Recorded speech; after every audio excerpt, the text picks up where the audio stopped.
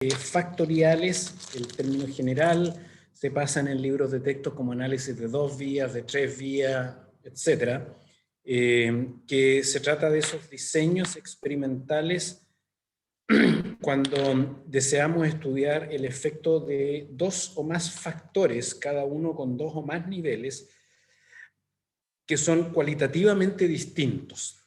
Genotipo, temperatura, el efecto de un depredador a través de distintos sitios, a través de distintas condiciones. Y vamos a dedicar esta clase casi toda de nuevo a ese tipo de diseño porque realmente son de extrema utilidad y en la mayoría de los ámbitos de las ciencias ambientales, de las ciencias biológicas en general, más y más estamos interesados precisamente no en evaluar si un factor tiene un determinado efecto sobre la variable respuesta, sino que generalmente las preguntas son más elaboradas e intentan evaluar bajo qué condiciones el impacto es mayor o menor, o en ecología, cuán dependiente es el efecto de un determinado factor respecto, por ejemplo, a la presencia de una determinada especie.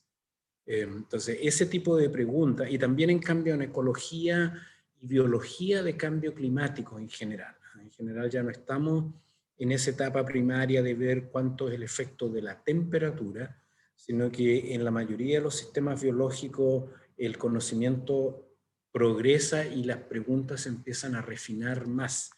Entonces uno pregunta ya no cuál es el efecto de la temperatura, sino que bajo qué condiciones la temperatura tiene tal o cual impacto. Por ejemplo, bajo qué condiciones de humedad relativa, bajo qué condiciones de presencia de sus competidores. Es algo que se está empezando a estudiar mucho en ecología de cambio climático, de qué manera lo que se llaman multiple stressors, estreses múltiples, interactúan y pueden generar un deterioro incluso en los niveles de homeostasis de muchas de las variables que controlan la persistencia o estado fisiológico de un animal. Entonces, estos diseños son más y más aplicables a distintos ámbitos de la biología y también yo les decía, en muchos casos hay ámbitos enteros de investigación que se centran en determinar si existe o no existe una dependencia. Y no existe mucho interés en si los efectos por separado son significativos o no. Muchas veces incluso se trabaja con cosas que se sabe ya muy bien que ese factor tiene un efecto. Y lo único que queremos, y que el otro factor también tiene un efecto. Y lo único que queremos ver es de qué manera interactúan y si esa sinergia o inhibición de su efecto es significativa y es importante. Y ese ámbito, uno de los más conocidos, tiene que ver con esta parte que decimos de las contraindicaciones. Entonces, las contraindicaciones en biomedicina y en farmacología se trata precisamente de evaluar muchas veces a través de este tipo de estudios factoriales, evaluar cuán dependientes son los efectos de los factores y por supuesto que en qué dirección. Porque no da lo mismo si el efecto es una sinergia en su efecto positivo en tratamiento de una enfermedad, así en realidad se inhiben unos a otros o incluso pueden causar efectos secundarios en el estado de salud de un paciente o de un animal, si estamos estudiando salud de animales. Quiero abrir mi notepad. Oye, Javiera, ¿estás ahí? La Javiera Reynoso. Hola, profe, estoy aquí. Hola, oye, es que el OneNote no me funcionó la otra vez porque hay que registrarse y toda la cosa. Eso era, por si acaso. Ah, ¿no tiene cuenta de Microsoft? No tenía. No voy a responder, no, lo estoy haciendo aprender, que aprendan a que no tienen que pedir toda la información de mi computador. Y estoy seguro que están empezando a revisar sus políticas, porque ya se dieron cuenta que yo no estoy. Entonces, seguro que cambian. Pero les estoy enseñando. Seguro, profe. Mañana Sí, será la actualización de sí, sí, política. sí, mañana cambian todas sus políticas de privacidad y de todo eso. Así que ya van a aprender. Oye, así que vamos a seguir por ahora con el... Oh, déjenme compartir, por favor, en el Sergio Pizarrón. Listo, profe, en un momentito. Bueno, en el práctico me contaba Daniel que vieron...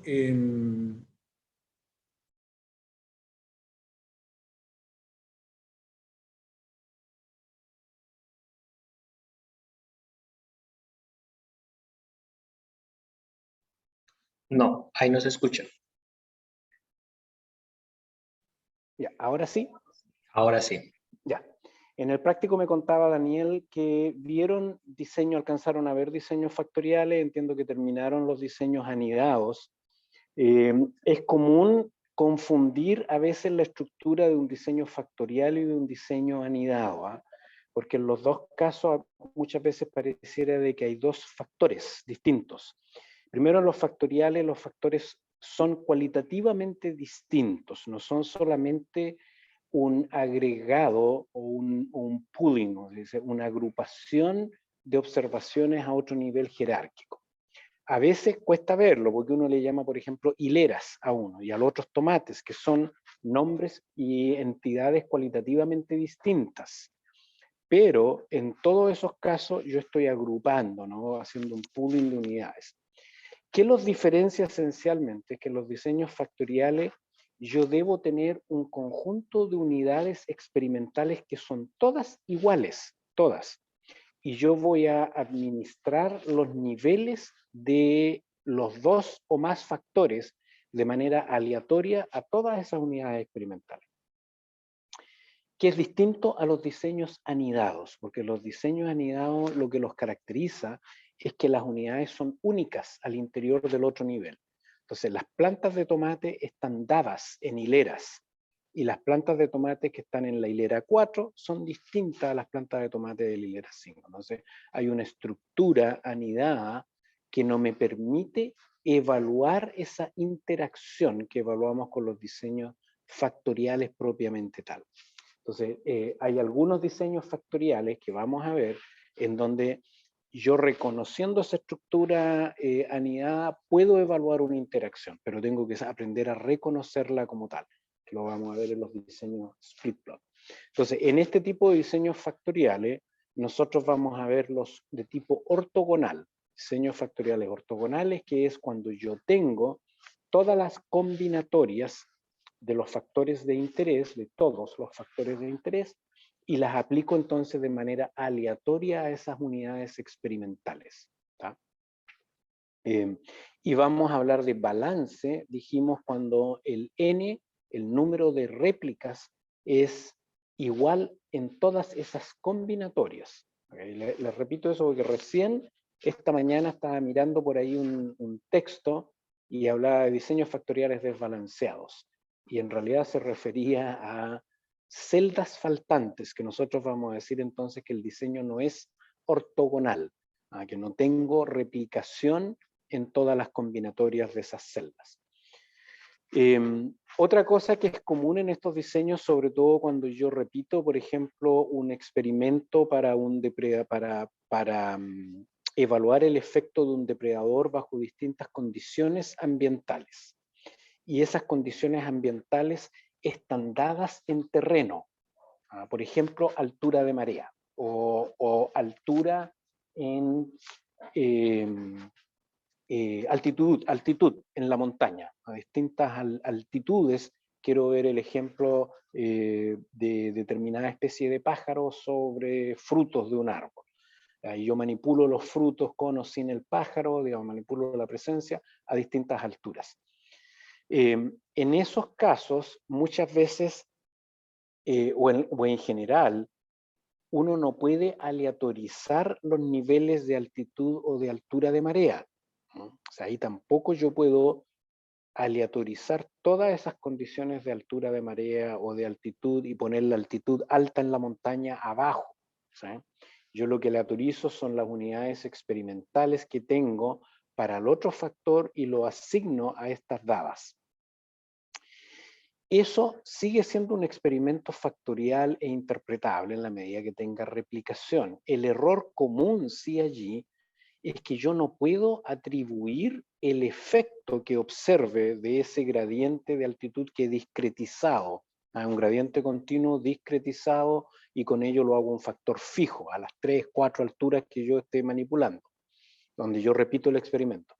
El error común, les decía, es que los investigadores intentan asignar una variable en particular como la causal. Por ejemplo, si es altura intermareal, normalmente dicen, ven, la temperatura interactúa con la depredación. Si es altitud, la cantidad de nieve o el número de días bajo la nieve es el que causa el efecto. Ese es un error, porque yo la única interpretación que puedo sacar ahora que no aleatoricé ese factor es todo el conjunto de variables ambientales y biológicas que hacen que la altura alta en la montaña sea distinta que más bajo en la montaña. ¿Se entiende? Entonces, es una conclusión que debe restringirse a todo lo que significa intermareal alto, intermareal medio, intermareal bajo. Y eso es general para todos los factores que yo no puedo aleatorizar. Es una tentación. Yo puedo, ¿qué es lo que hacen los investigadores en esos casos? Medir la variable, las variables putativas que pueden explicar el efecto sobre mi variable respuesta, medir la temperatura, medir, por ejemplo, la cantidad de días de nieve, medir todo este tipo de variables ambientales. Pero mi conclusión, y eso me ayuda ciertamente a entender por qué se produce un determinado efecto, pero la conclusión estadística es a todas las variables integradas, que significa altura. Y en esos casos la única manera de separarlo es a través de una manipulación experimental en donde yo de alguna manera, o en terreno o en laboratorio, aíslo el valor de una variable. ¿Tá? Pero el experimento en sí sigue siendo un experimento de tipo factorial en la medida que yo tenga replicación para todas las combinatorias del nivel. ¿Tá? ¿Qué más les quería contar? Vamos a ver si avanzamos un poquitito. Creo que alcanzamos. ¿Sí? Adelante. No entendí lo anterior de, ¿Cuál parte? o sea, ¿qué sería lo, ¿Cuál sería el error? no, cuál sería lo que habría que hacer para poder hacer una interpretación de la altura causa tal cosa? No, la altura sí, pero la altura no es una variable en sí, sino que cuando uno representa la altura, lo que el investigador debe estar muy consciente es que hay todo un conjunto de variables ambientales y también biológicas que varían con ese factor altura. Entonces, un factor de alguna manera integrado, si uno quiere. Entonces, la altura de marea, ¿qué varía con altura de marea? Cuando yo subo, ustedes todos saben lo que es la zona intermareal, me imagino, ahí, que varía todo con el ciclo lunar, la marea, y varía todos los días, ¿no? Entonces, esa zona de allí expone a organismos marinos al aire. Entonces, ¿qué es lo que cambia? Cambia las horas de exposición a la condición aérea, pero también asociado a las horas mismas de exposición aérea está la temperatura, que la temperatura del aire en las zonas templadas del mundo tiende a ser mayor a la temperatura del agua. Entonces los expone a temperaturas que pueden ser estresantes. Pero junto con eso los expone a desecación, que es distinto, y los expone a radiación total solar, etc. Entonces yo el error en eso es decir, es la radiación solar la que está variando. Esa es una interpretación. Lo que yo he manipulado es altura, y mi conclusión estadística es que la depredación o el factor que yo esté manipulando interactúa o no interactúa con altura, se entiende como una variable que engloba un conjunto de variables ambientales. ¿Se entiende mejor? Sí, se entiende mejor. Oye, lo que habíamos alcanzado a ver era, creo, déjenme A ver si puedo, si pueden ir al pizarrón.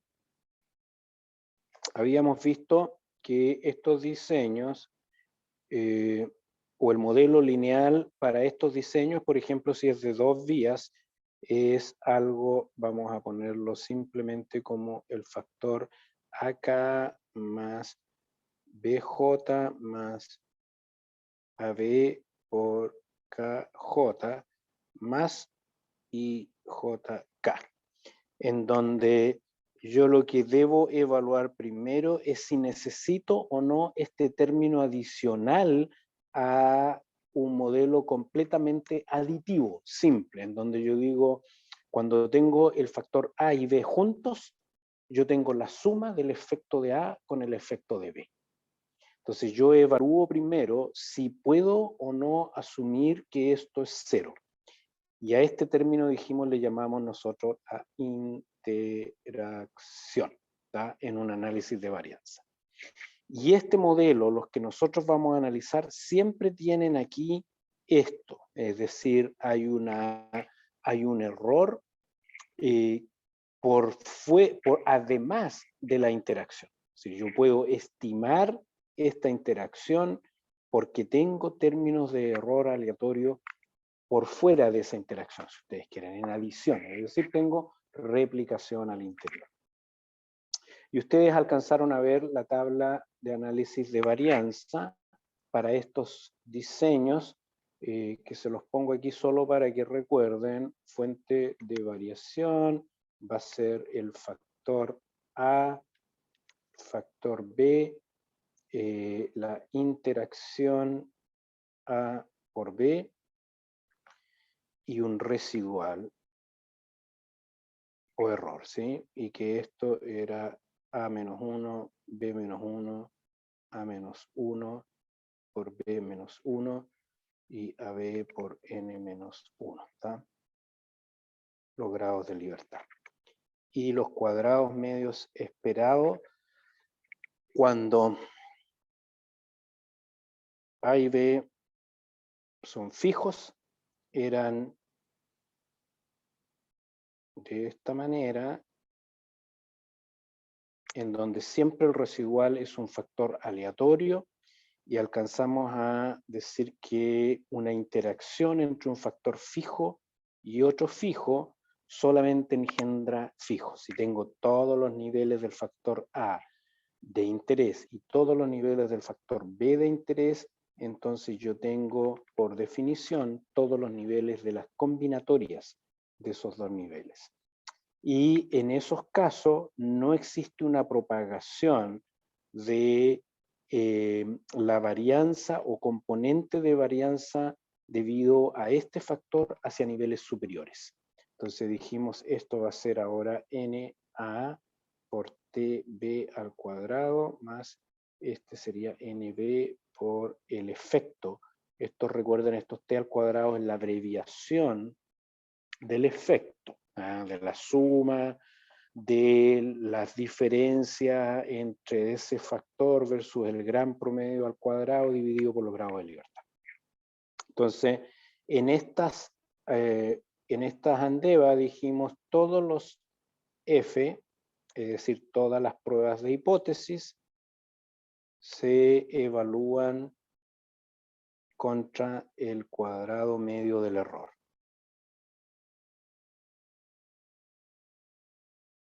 ¿Sí?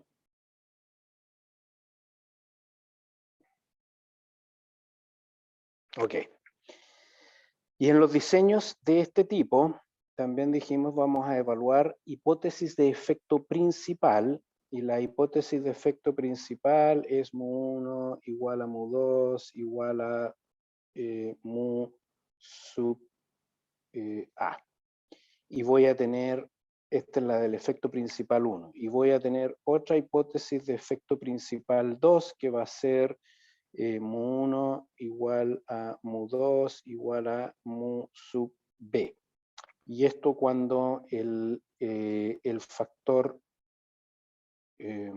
a través de todos los niveles, si ustedes quieren, del otro factor. Y eso normalmente se representa aquí con un puntito. Y aquí podemos poner, este es un puntito, puntito, lo deberíamos poner ahí, déjenme. Ojo que en libros de texto, ni tampoco en mis apuntes yo separé esto con los puntitos, pero para que lo entiendan un poquito mejor, estas hipótesis de efecto principal están siendo evaluadas. El puntito, ustedes saben lo que significa en la nomenclatura matemática, es el promedio. Entonces yo tengo un puntito que significa aquí que yo estoy promediando a través de todos los niveles del otro factor. Y luego tengo una hipótesis, dijimos, de la interacción, ¿tá? Y esa hipótesis de la interacción me dice que los efectos son independientes, la hipótesis nula. Es decir, son aditivos y yo no necesito ningún término adicional para poder explicar el valor que asumo en observación en este diseño. Esta de aquí, yo les decía, como es la hipótesis de aditividad, básicamente lo que evalúa es si la diferencia entre mu1 cuando el factor A es 1 y el factor B1 menos el factor A es el 2 y este sigue siendo el 1, es igual a la diferencia cuando este es 2, 2, por ejemplo. Entonces lo que yo estoy diciendo es si la diferencia entre el nivel del factor A es igual cuando estoy en el factor B igual 1 o el factor B igual 2, ¿sí? Eso es lo que yo estoy evaluando. Por eso es que lo que yo puedo hacer aquí, dijimos, es representar los efectos de un diseño ortogonal en lo que vamos a llamar gráficos de interacción. Y yo les recomiendo, oiga, les recomiendo mucho que los aprendan a usar.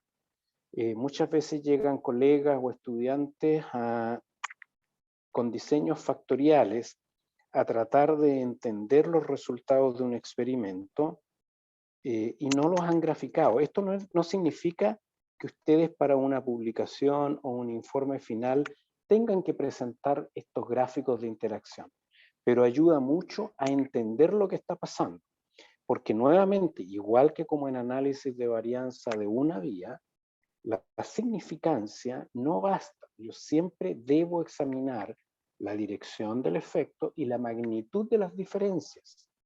El comenzar a especular simplemente porque yo tengo un valor de P significativo es una muy mala práctica. Entonces, al igual que eso, yo quiero primero examinar visualmente cuáles son los resultados, cómo son. Y en estos gráficos de interacción, yo tengo, por ejemplo, más el nivel A y menos el nivel A, para hacerlo simple, un factor en donde hay una presencia y una ausencia, y grafico, por ejemplo, los valores cuando hay o no del B. Entonces, por ejemplo, este es la presencia de algún atributo de ese factor B y esta la ausencia del factor B, ¿tá? Entonces, en estos gráficos, la interacción es precisamente la falta de paralelismo, ¿ok? En casos extremos, uno puede encontrar la situación extrema de tener cambios de dirección en los efectos. ¿Cómo se ve un cambio de dirección? Algo así. ¿Ok? Eso es un caso extremo, pero no es la representación de la interacción. Hay interacción claramente, pero aquí también pareciera haber interacción. Y eso va a depender, por supuesto, de cuál es la magnitud de variabilidad en estas respuestas. ¿Ok? Porque tampoco por simple azar, las líneas nunca van a ser perfectamente paralelas. Entonces yo evalúo con interacción la desvianación de ese paralelismo. Y como están expresadas en estas unidades de medida, en un gráfico aritmético, básicamente en eje aritmético, yo lo que estoy evaluando es la falta de aditividad. ¿Tá? Entonces, en estos casos hay un cambio en dirección de un efecto.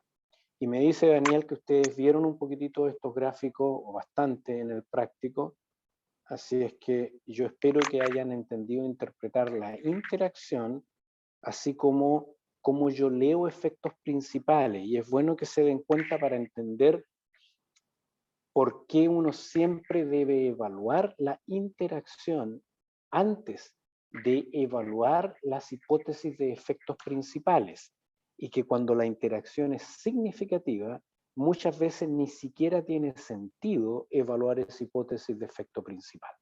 Entonces siempre en estos diseños partir evaluando, ¿y qué significa? Interpretando la hipótesis de la interacción, porque lo que yo puedo decir es mucho más preciso, contiene más información y puede llegar a invalidar una conclusión general de efecto principal. Por ejemplo, en este caso, en el primero de aquí, yo para evaluar el efecto de A principal, el efecto principal de A, yo tengo que promediar el con A versus el sin A, ¿sí? Y en este caso pareciera de que en realidad, perdón, no hay ningún efecto principal de A. Y para evaluar el de B, yo tengo que promediar la condición con B, y este debe ser más o menos el promedio, contra la condición sin el B. Y aquí pareciera que podría haber un efecto principal.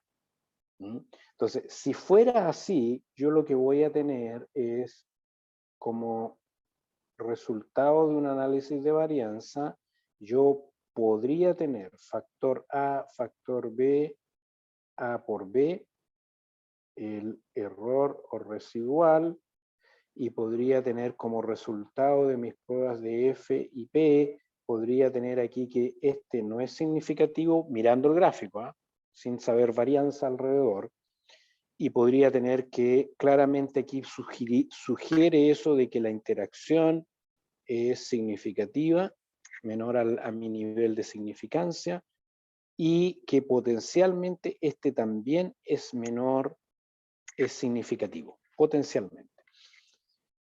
La conclusión que yo debo sacar, principal de este estudio, la más importante, es que el efecto del factor A depende del efecto del factor B. Y que a su vez, esto es simétrico, el efecto del factor B depende del efecto que tiene el factor A. Si esto es o no interpretable, está supeditado a las condiciones del experimento y normalmente no es muy interpretable. Porque si yo digo hay un efecto de B, es claro que ese efecto de B va a depender de si existen además otros valores posibles del otro factor. Porque potencialmente esto incluso se puede cruzar. Entonces yo no puedo decir hay un efecto de B. Yo digo hay un efecto de B que depende del nivel en donde me encuentro del otro factor. Eso es aún más claro en esta situación, ¿verdad? En este gráfico. Aquí es dramático. Aquí es dramático, porque aquí yo no puedo decir, aunque aparezca un efecto al hacer de principal, yo no puedo decir, hay un efecto del factor A. Porque el efecto del factor A, perdón, aquí puse A y B, aquí tengo un errorcillo. Aquí esto debería ser más A menos A, y aquí adentro está el factor más B y menos B. Si yo digo hay un efecto del factor A, resulta que el efecto del factor A más y menos, ¿ok? Entonces yo digo, mire, aquí yo veo un efecto positivo de ponerle el factor A, ¿verdad? Pero solamente lo veo aquí cuando B está ausente. Si B está presente, no solamente no veo ese efecto positivo, sino que potencialmente veo un efecto negativo del factor A. Entonces yo no puedo decir el factor A tiene un efecto sobre la variable respuesta, porque de inmediato eso sería misleading conclusions, ¿no? Uno diría, bueno, mira, si el factor B está presente, usted mejora al paciente, si el factor B no está presente, usted a lo mejor lo mata. Esa es la diferencia, pequeña, entre mejorarlo o que se muera. Entonces es muy importante interpretar la interacción antes de interpretar los efectos principales. ¿Preguntas?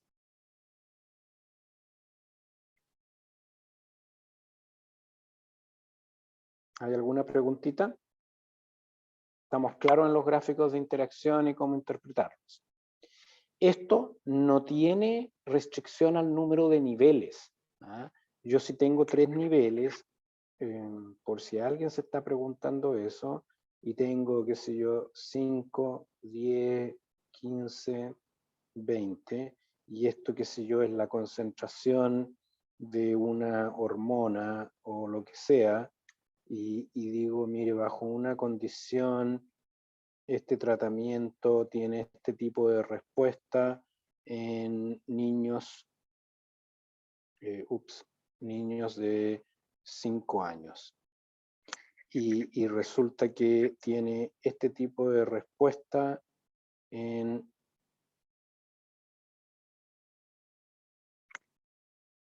niñas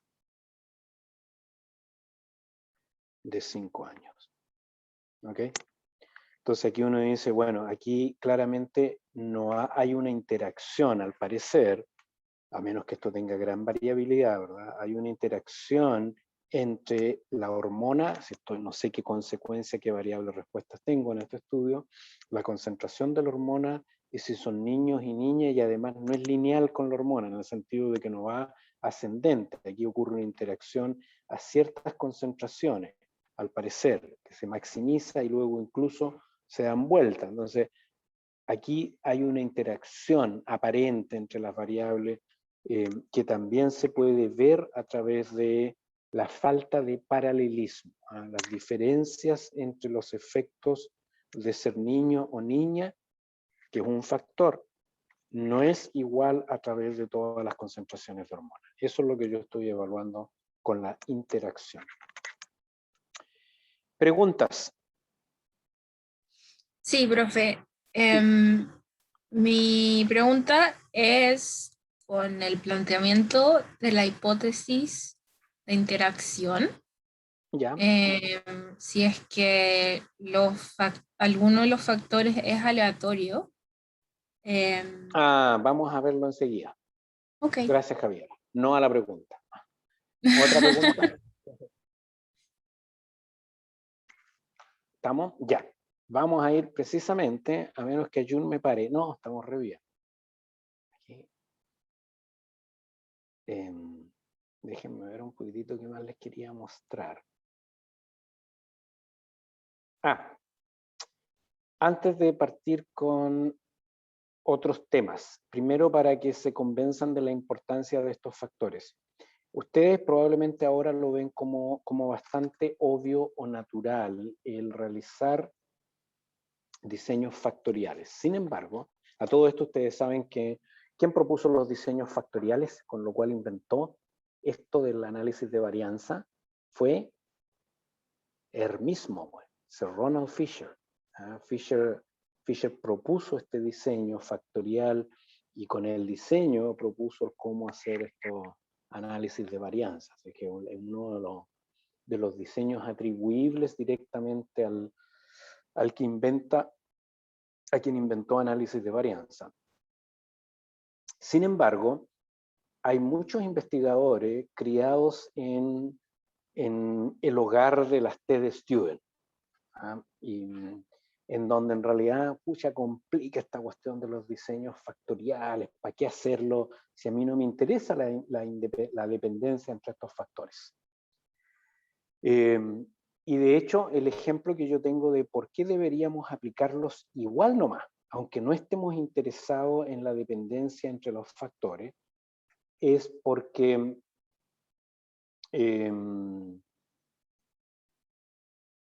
son mejores, son más eficientes. Y el ejemplo que tenía era de un laboratorio de un profesor, pero que es súper top a nivel mundial, en respuestas fisiológicas de organismos y trabajó mucho en peces antárticos de agua muy fría y su respuesta fisiológica, pero tiene 2 libros, y un libro es uno de los libros más citados, más usados en respuestas de organismos a condiciones ambientales. Y él es muy bueno, es un investigador súper destacado. Y una de las cosas que estaban haciendo en su laboratorio, bueno, una de las postdoc, era estudiar la respuesta de una especie de mitilio que vive, motilios son choritos, una especie de chorito que vive en aguas termales, asociado a las aguas termales, y en general estas aguas termales profundas, me refiero a yacimientos termales submareales, submarinos, en general son profundos, son de alta profundidad. Y resulta que esta especie habita en esos profundos, pero también en estos, se me olvidó el nombre en español, ¿cómo se llaman los yacimientos termales? Las vents en español. Hydrothermal vents. Bueno, pero ¿me entienden todo de qué estoy hablando? ¿Sí? ¿No? ¿Se entiende? ¿Daniel? Ahí Sí, María dicen que sí. Javiera le puso que sí, se entiende. Ya, ok. De repente dije, ¿cómo se llaman? Ya, ok, estas cosas de aguas calientes, ¿no? Que surgen, pero ahora debajo del mar. Bueno, en la costa de Oregon hay unos súper someros, a 20 y tantos metros. Súper somero. Curiosamente, el nombre de este investigador es Somero, a mí me da mucha risa.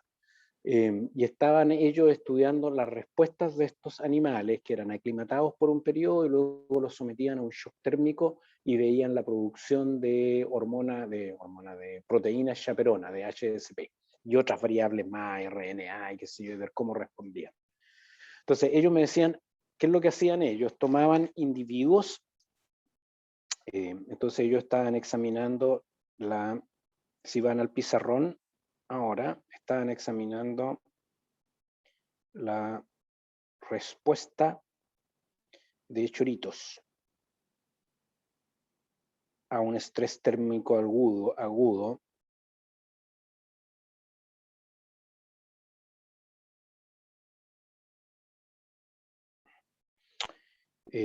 tenían 2 temperaturas. Estoy escribiendo más mal que nunca. Tenían 2 temperaturas y estaban interesados, digamos, en vents profundos, que son los más comunes, y someros. Y ellos lo que hacían era tomar estos animales, en general aquí los niveles de replicación son muy bajos, muy bajitos, o sea, porque lo hacían con cada animal. Recolectar estos animales de zonas que son súper frágiles requiere hartos permisos y pueden destruir esa población. Entonces, recuerdo que eran N, digamos que tenían 5 individuos de cada hábitat. De cada hábitat profundo o somero. Y el experimento, entonces los sometían al experimento y analizaban esta variable respuesta. ¿Y cómo las analizaban? Las analizaban en realidad con una prueba de T-Student, pero era lo mismo, ¿no? Lo hacíamos con, yo les decía, igual hacerlo con un análisis de varianza, en donde tenían el factor temperatura y un residual, y tenían una andeva, entonces, de una vía,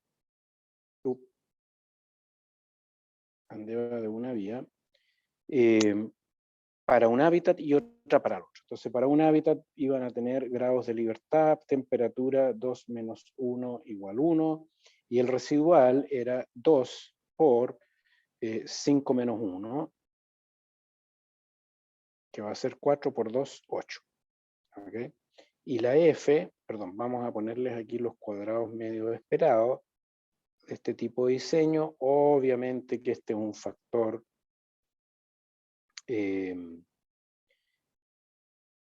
un factor fijo, ¿no? Lo sometía en esas dos temperaturas. Y luego calculaban el F, y el F iba a ser, ¿verdad?, el cuadrado medio de temperatura por el cuadrado medio residual, con lo cual este F tenía 1 y 8 grados de libertad. Y luego lo mismo, esto era hábitat somero, por ejemplo. Y luego lo mismo para el hábitat profundo, en donde tenían las mismas fuentes de variación, ¿sí? Temperatura y un residual, grados de libertad, 2 menos 1 igual 1, 2 por 5 menos 1 igual 8, ¿está? Y el resto era todo igual. Entonces la prueba era con 1 y 8 grados de libertad, y que correspondía esta prueba de F a esto de aquí. Nt al cuadrado de temperatura dividido por S residual, ¿está? ¿Cuál era el esfuerzo aquí, o la eficiencia? Ellos tenían 5, lo voy a hacer con este, tenían 5 por 2 igual 10 unidades experimentales. En los apuntes los números son los de verdad, ahora no me acuerdo exactamente cuántos tenían.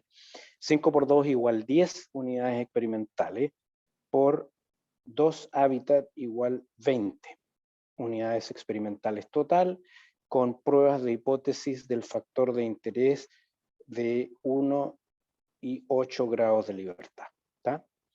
Y yo lo que les decía, miren, si ustedes no están interesados en la interacción, de todas maneras conviene analizar esto como un diseño factorial, en donde analizo el factor temperatura y la dependencia de la respuesta de estos choritos a temperatura entre los dos hábitats.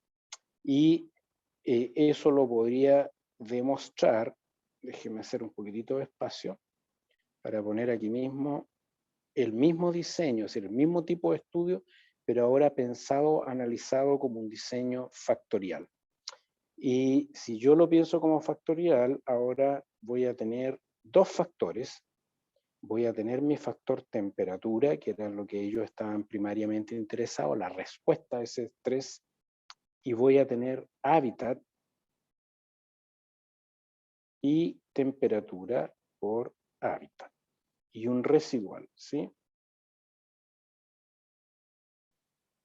Y ahora mis grados de libertad van a ser, temperatura era 2 menos 1 igual 1, hábitat 2 menos 1 igual 1, temperatura por hábitat va a ser 2 menos 1 por 2 menos 1 igual 1, y mi residual ahora es 2 por 2 por 5 menos 1, y eso es 2 por 2, 4, 4 por 4 es 16, si no me equivoco, ¿sí? Yes. Uy, se me va a acabar la cosita. Y yo les decía, ¿por qué lo puedo hacer? Porque si ustedes ven los cuadrados medios esperados, el residual de este diseño sigue estimando la varianza residual, que cualitativamente esta varianza residual es la misma que yo estimo aquí, porque sigue siendo, y aquí, en los dos diseños, en este y en este, en ese y en ese, porque sigue siendo varianza en la respuesta a través de individuos choritos, y aquí es lo mismo. Esta es la varianza residual que yo no puedo explicar ni por mi tratamiento de temperatura, ni por la proveniencia, si eran de hábitat somero o profundo. Entonces lo que me queda es la varianza debido a los individuos. Es decir, la misma varianza residual. Y esta, ¿verdad?, se propaga. Hábitat y temperatura son factores fijos, de manera que esto es N por el T de temperatura por hábitat al cuadrado. Esto va a ser N por A, que A es para temperatura, por el T de hábitat, y esto va a ser NB, donde B es por hábitat, del T de temperatura. ¿Ok? Y mi prueba de F ahora, primero, si la interacción fuera significativa, si es significativa, ahora yo he ganado información cualitativamente distinta. De manera de que los diseños factoriales se realizan primariamente para evaluar si existe o no existe una interacción. Y con eso los autores podían concluir si efectivamente, que era el objetivo final del programa de estudio, si efectivamente estos individuos respondían de manera distinta por estar o provenir de una profundidad distinta. Pero como ellos decían que no les interesaba evaluar si eso era significativamente distinto o no, supongamos que aquí el F es un valor en donde no es significativo. Entonces, si no es significativo, yo puedo comparar el efecto principal. Y el efecto principal de la temperatura, yo lo evalúo como este F va a ser NB por T al cuadrado de temperatura dividido por S residual. Y este F ahora va a tener 1 y 16 grados de libertad. Entonces, si se fijan, ahora y veamos cuántas unidades experimentales necesito para este estudio, para este diseño, este análisis, necesito 2 temperaturas por 2 hábitats por 5 choritos, igual 20 unidades experimentales. Es decir, tengo las mismas 20 unidades experimentales y logro ahora una prueba de hipótesis que tiene 16 grados de libertad en el denominador. Es decir, es una prueba de hipótesis más poderosa. ¿Qué más creen ustedes que cambia en estos dos diseños? ¿Qué más hace o puede hacer que el diseño factorial es más poderoso que 2 Andeva o 3, que son 3 factores separadas? A ver si tengo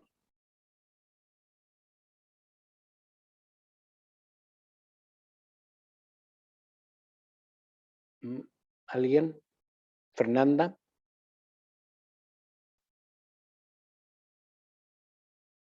¿Qué más cambia entre los dos F separados? Aquí voy a tener 2 valores de F, pues 2 distintos. ¿Sí? Tengo S y un hábitat somero y hábitat profundo. Y aquí tengo un valor de F para la prueba de hipótesis de temperatura, uno solo, pero que tiene más poder porque tengo mayor número de grados de libertad del denominador. ¿Qué más cambia entre los dos? ¿Lo ve, Fernanda? No sé si Fernanda está ahí. Está tomándose un tecito.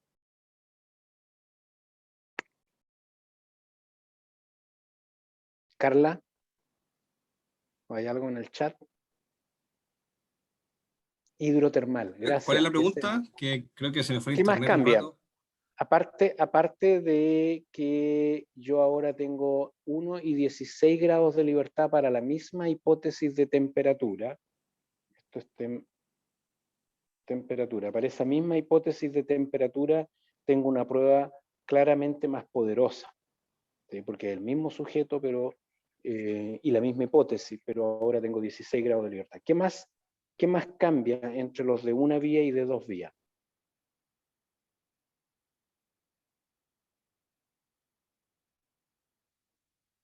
Los cuadrados medios esperados. ¿Qué parte específicamente, Catalina? Los coeficientes. Súper bien. Efectivamente, pues si ustedes se fijan, aquí yo tengo n,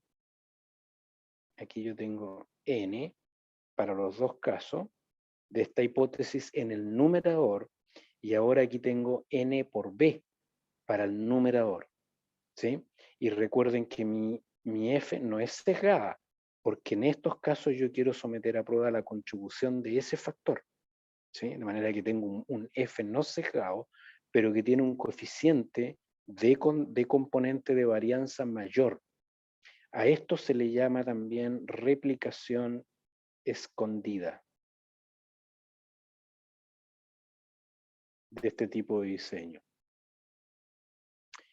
Porque efectivamente es como, casi como si tuviera replicación escondida que no aparece, además en los grados de libertad del denominador.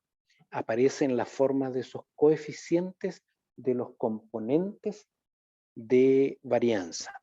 Porque en los dos casos el efecto estimado, que es el efecto de temperatura, es el mismo. Estoy tratando de estimar el efecto, pero ahora lo estimo no con 5 unidades experimentales, con 5 choritos en cada uno de dos casos, lo estimo con los 10 choritos.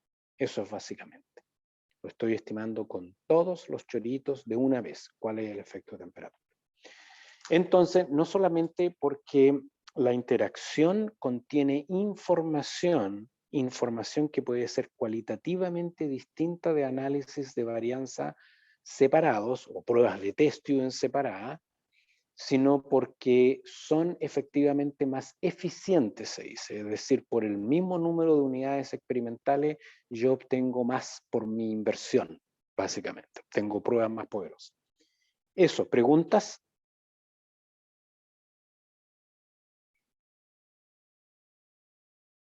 ¿Cómo estamos en la hora, Ayun? Son las 4:26. ¿Podemos seguir unos 5 minutos más o hacer una pausa ahora? Como usted quiera. Mira qué bueno, me autorizaron unos minutitos. Déjame ver qué tengo, mientras ustedes si tienen alguna pregunta. No. A ver, lo que quería contarles ahora Profe, una consulta. va a ser... Sí, dale. En diseños, por ejemplo, que quizás no sé si lo vamos a ver más adelante o no, pero cuando hay dependencia, por ejemplo, con el tiempo, cuando tomo a un individuo en 3 tiempos diferentes. Sí, lo vamos a ver, Ya. pero esos no son factoriales. Justamente por Ya. lo que dices tú, yo tomo medidas que se llaman repetidas en los mismos individuos. Entonces lo que es obvio es que no puedo considerarlos independientes y no pueden ser factoriales. Y es un error común, gracias por la pregunta, súper buena, porque es bastante común, incluso a veces en artículos publicados, hay recientes, que a veces se analizan ese tipo de diseño que son tremendamente comunes. Se analizan erróneamente como si se tratara de un diseño factorial, en donde el tiempo es otro factor, con distintos niveles.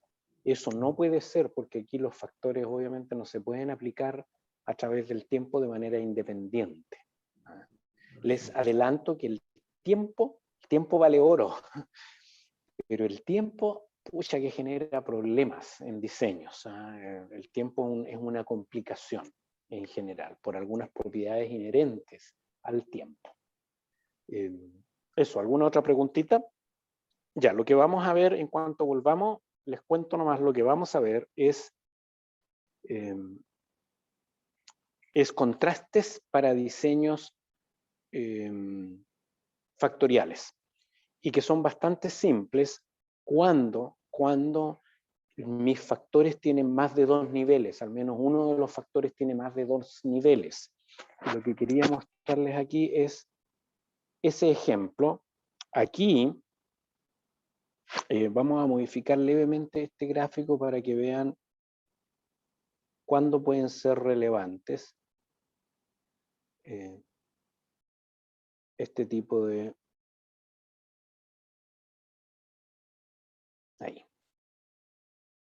Ahí para que quede más clarito.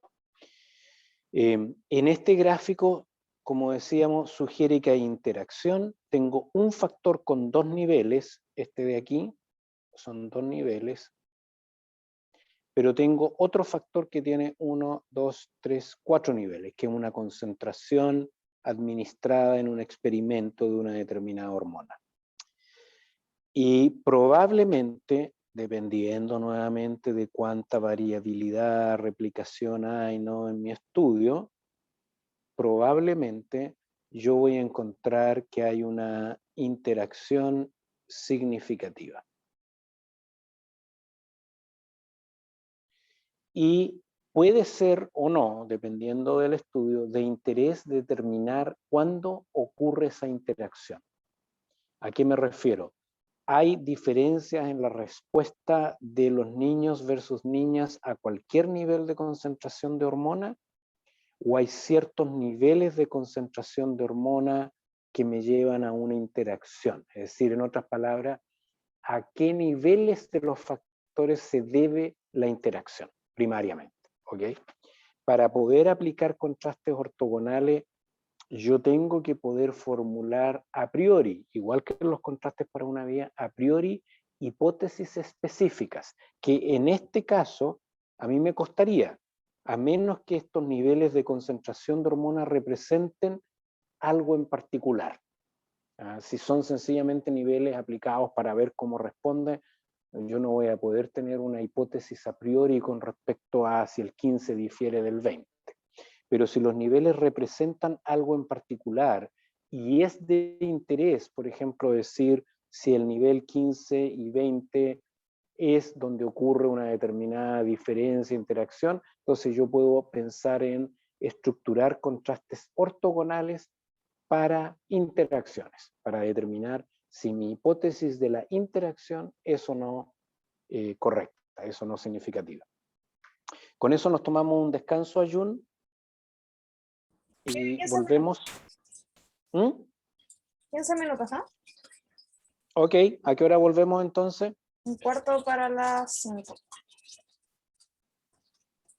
1/4 para. Las 5. Ok, Perfecto. volvemos entonces 1/4 para las 5.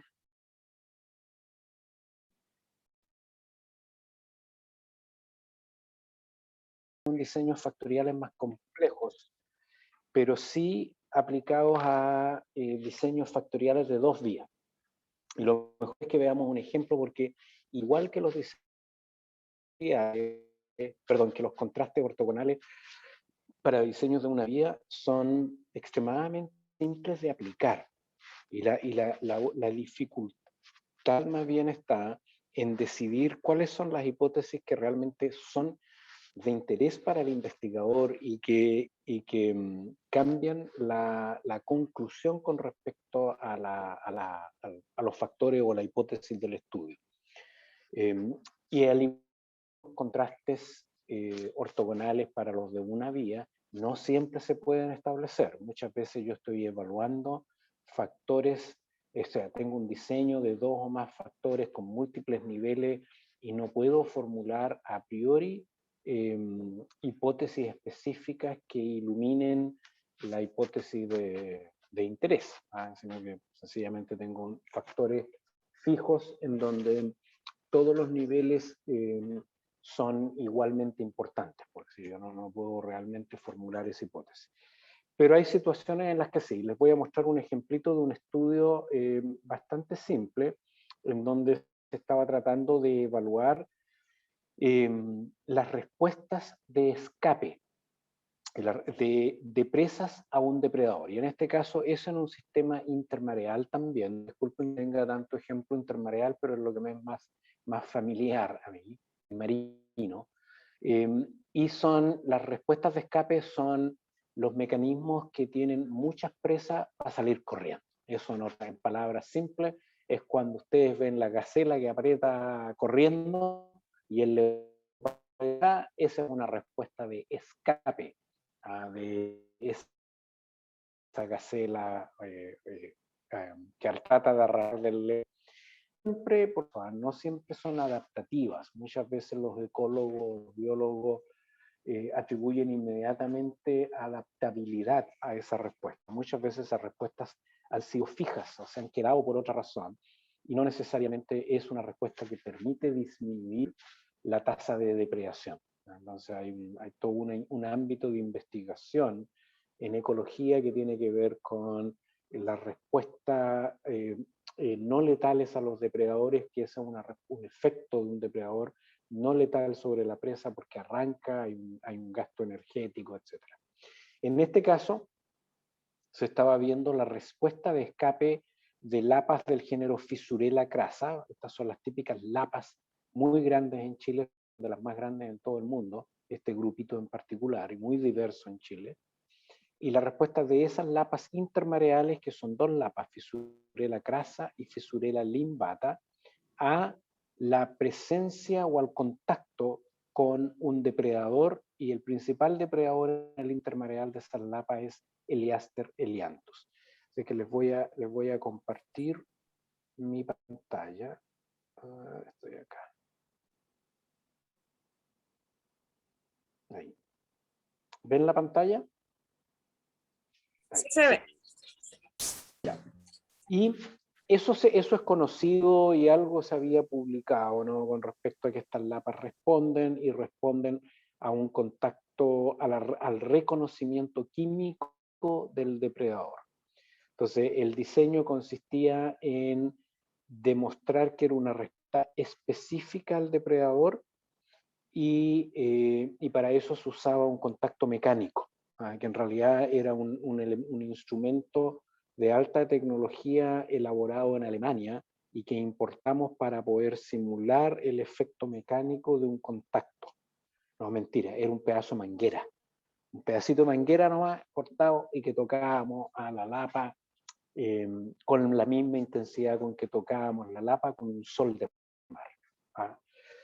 Pero aparte de las lapas, también hay respuestas de chitones y muchos organismos intermareales que son depredados por sol de mar. Lo interesante de la pregunta era, en este caso, evaluar si existían diferencias en distintos componentes de la respuesta de escape de estos organismos por el grado de coocurrencia en la zona intermareal, pero también por el grado de coocurrencia histórica. ¿A qué me refiero? Nosotros evaluábamos la presencia de, las respuestas de escape al depredador en 4 especies distintas, las 2 lapas de las que yo les estaba hablando, pero además lo evaluamos en 2 especies de chitones distintos. Los chitones son de un grupo poliplacóforo que está muy separado de los gastrópodos en tiempo evolutivo. Entonces nos interesaba allí evaluar si había un background filogenético, es decir, que los poliplacóforos respondieran de manera distinta a fisurélidos, que son un grupo de arqueogastrópodos. ¿Okay?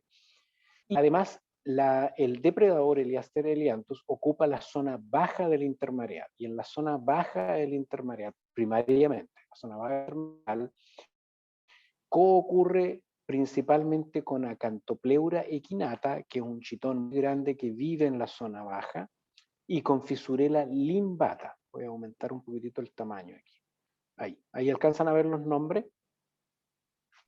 Sí se ve, profe. Ya, perfecto. Y aunque habita en el intermareal, coocurre menores periodos de tiempo, con Chitón granosus, que habita en la zona media, y Fissurella crassa, que también habita en la zona media. Entonces queríamos ver cómo estas respuestas variaban entre estos grupos de organismos dependiendo de su cercanía filogenética, por decir, suponiendo que estas representan filogenia, distancia filogenética, y cómo respondían estos grupos dependiendo de cuánto coexisten en el día a día, por decir, con el depredador ahí abajo. Igual los soles de mar se aventuran en la zona media y se comen a estos otros organismos. Y lo otro interesante era saber la variabilidad a través de los sitios, y en particular nosotros sitios en donde la distribución geográfica del Eliaster coincide con la distribución geográfica de todas las que están aquí, estas 4 líneas de la izquierda, mientras que la primera línea es la distribución geográfica del sol de mar, del depredador. Y las cruces, estos ESIM y punta de, son sitios que, aquí el término va a decir que coexisten estas especies o coocurren más bien en una misma región geográfica, y elegimos un sitio al sur en donde históricamente, al menos por los últimos probablemente miles de años, estas mismas especies de gastrópodos o de presa, gastrópodo y poliplacóforo, no han coexistido con el depredador. Entonces, un diseño, si ustedes quieren, una combinación entre un estudio de manipulación experimental directamente con una estructura dada de coexistencia entre el depredador o coocurrencia entre el depredador y la presa, y las presas, ¿ok? ¿Qué es lo que queríamos entonces evaluar como hipótesis en este estudio? Primero, deseábamos comparar la respuesta de estas distintas especies, como les decía, de presa, en razón a su asociación taxonómica y a su ocupación del intermareal. Entonces, formulamos los siguientes contrastes para la hipótesis esta de las diferencias entre especies de presa. ¿En qué? En la respuesta de escape. Para que se imaginen, uno va a terreno con el pedacito de manguera y con un sol de mar. A todo esto ustedes tienen cámara, les voy a poner mi cámara igual. ¿Cómo les pongo la cámara? ¿Están con mi cámara o no? ¿Estoy sin cámara? Está sin cámara. Bueno, igual después se las pongo.